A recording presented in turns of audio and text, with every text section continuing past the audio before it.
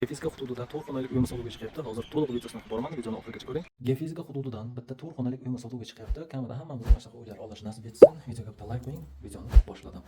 Asosiy kirish qismimiz uzun koridorni bo'lyapti. Chiroyli tremazon qilingan. 6 qavatlik nostrойkamiz 5-qavatda joylashgan. Uyimiz полностью klassik atagenti bo'lgan. Chiroyli kartinkalar ilingan. Xo'p, chap qo'limizda bolalar uchun yotoqxona qilingan 2 kishilik. Bu yerda katta garderob.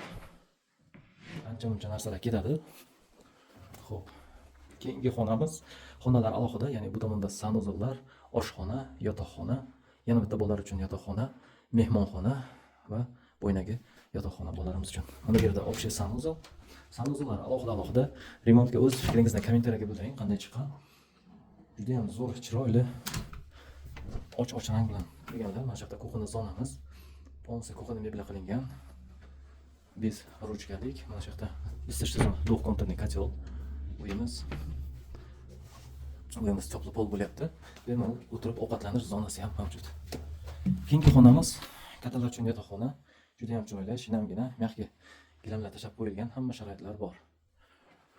Xo'p, keyingisi yana bitta bolalar uchun yotoqxona qilingan.